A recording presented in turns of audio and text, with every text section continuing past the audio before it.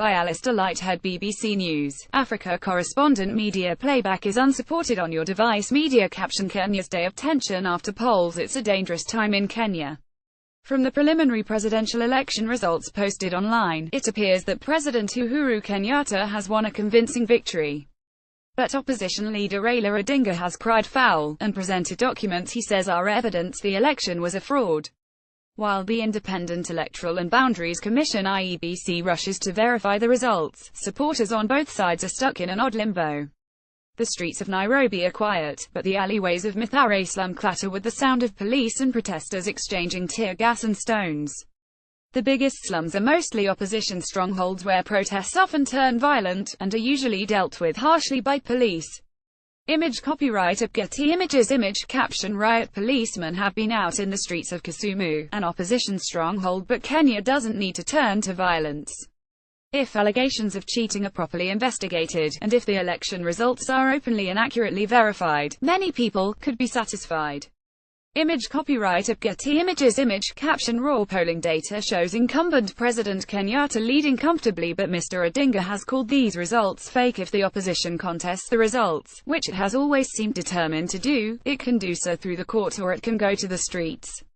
Huge conspiracy. If the provisional results stand, Mr. Kenyatta's winning margin of nearly 1.5 million votes should be large enough to be convincing.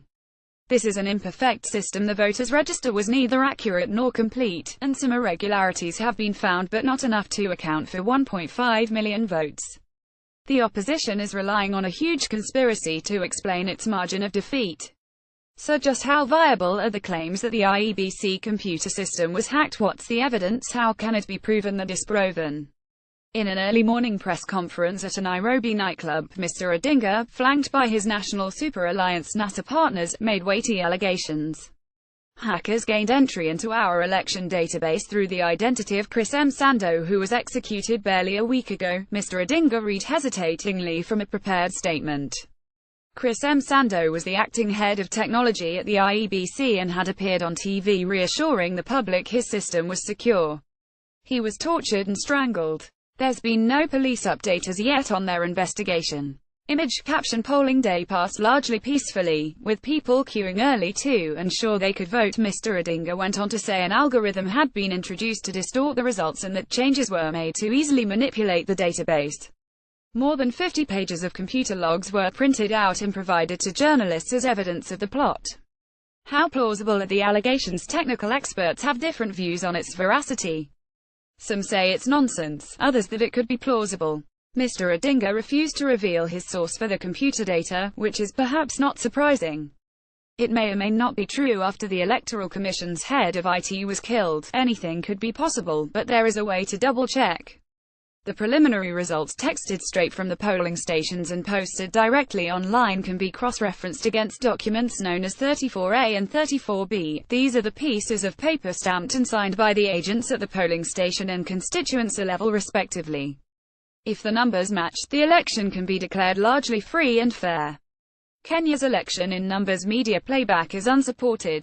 On your device. Media caption: Kenya elections 2017 6-piece vote explains 6 separate ballot papers for President, National Assembly, female representatives, governors, Senate and county assemblies, 47 parliamentary seats and 16 Senate seats reserved for women, 8 presidential candidates. President Uhuru Kenyatta and opposition leader Raila Odinga are favourites. Kenyatta beat Odinga in 2013. Their fathers were also political rivals in the 1960s. A candidate needs 50% plus 1 vote for first round victory. More than 14,000 candidates running across the 6 elections, more than 45% of registered voters under 35, some 180,000 security officers on duty nationwide in case of trouble. Kenyatta, the digital president. Odinga, love him or loathe him. View of those behind 2007 poll violence. Full election coverage. So the IEBC is now checking and uploading around 45,000 documents for everyone to see.